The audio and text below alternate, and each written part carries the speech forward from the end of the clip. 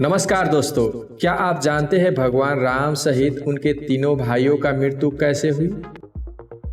ये बात सुनकर आपको आश्चर्य लग रहा होगा कि भगवान श्री राम की मृत्यु कैसे हो सकती है। श्री राम तो स्वयं भगवान है, अविनाशी है, अनंत है, फिर भी मृत्यु कैसे संभव है? दोस्तों, भगवान श्री राम अपने तीनों भाइयों सहित शरीर का त्याग किस प्रकार किया था, आज हम अपने इस वीडियो में आपको बताएंगे। दोस्तों, गजल मोटिवेशन चैनल को सब्सक्राइब नहीं किया है तो सबसे पहले चैनल को सब्सक्राइब कर लीजिए, हमारा इस वीडियो को लाइक कीजिए और अपने दोस्तों को शेयर करना ना भूलें। दोस्तों, भगवान श्री राम का भला कौन नहीं जानता। उनका जन्म अयोध्या में हुआ।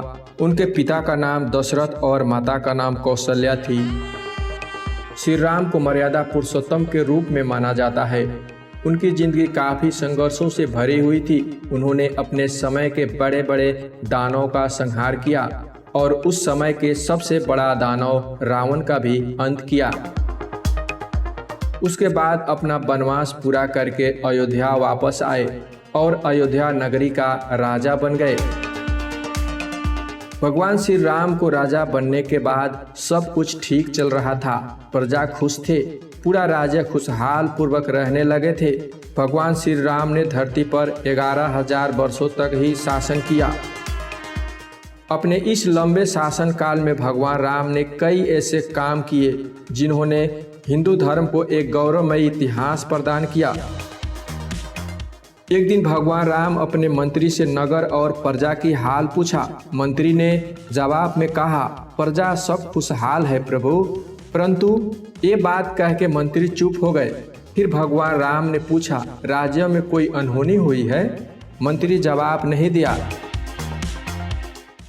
तब भगवान श्री राम ने अपनी भेष बदल के नगर में गए तो उनके नगर के एक धोबी ने अपनी पत्नी के एक रात घर से बाहर रह जाने के कारण धोबी ने घर से बाहर निकालते हुए क्रोध में एक कह दिया, मैं राजा राम नहीं हूँ जो किसी पराये घर में रहकर आई सीता को अपने साथ रख लूँ। ये बात सुन के भगवान श्री राम को बहुत दुख हुआ। भगवान राम जानते थे उनकी पत्नी देवी सीता अग्नि की तरह पवित्र है, फिर भी उन्होंने एक धोबी के कारण अपनी पत्नी देवी सीता का त्याग करने का निर्णय लिया। भगवान राम के भाई लक्ष्मण देवी सीता को जंगल में रहे महर्षि वाल्मीकि आश्रम में छोड़ आए थे। दोस्तों, आपको पता होगा उसी समय आश्रम में माता सीता अपने 2 पुत्र लव और कुश को जन्म दिया था। दोस्तों, प्रभु श्री राम की मृत्यु से जुड़ी कई कथाएं प्रचलित है। एक कथा के अनुसार सीता ने अपने दोनों बच्चों लव और कुश को प्रभु श्री राम को सौंपा और धरती माता के साथ जमीन में समा गई। सीता के जाने से प्रभु श्री राम इतने दुखी हो गए कि उन्होंने यमराज से सहमति लेकर सरयुग नदी में जल समाधि ले ली। दूसरा है 11,000 वर्षों तक शासन पूरा होने से ठीक एक दिन पहले एक ऋषि का रूप धारण करके काल आए, यानी यमराज आए और उन्होंने राम जी से बात करने का आग्रह किया। काल ने श्री राम से कहा, कोई हमारे बीच न आए, अगर आई तो उसे मृत्यु दंड होगा। तब श्री राम ने कहा, कोई हमारे बीच न आए। उसी समय प्रभु श्री राम ने भ्राता लक्ष्मण से कहा कि वो एकांत चाहते हैं और काल से वार्तालाप करना चाहते हैं, इसीलिए आप दरवाजे पर खड़े हो जाए जिससे कोई अंदर प्रवेश ना कर सके। इतनी देर में ऋषि दुर्वासा वहां आ गए और राम जी से मिलने का आग्रह करने लगे। लक्ष्मण जी के मना करने पर भी ऋषि नहीं माने और क्रोधित होकर बात करने लगे।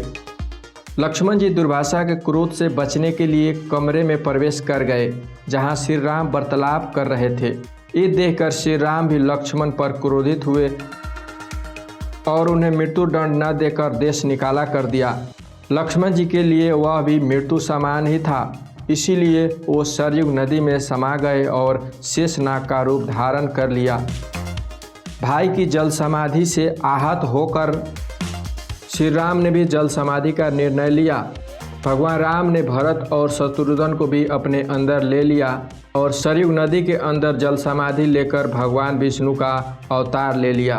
इस प्रकार श्री राम ने मानव शरीर त्याग दिया और वैकुंठ धाम चले गए। दोस्तों वीडियो अच्छा लगा होगा तो वीडियो को लाइक और चैनल को सब्सक्राइब जरूर कर देना। धन्यवाद।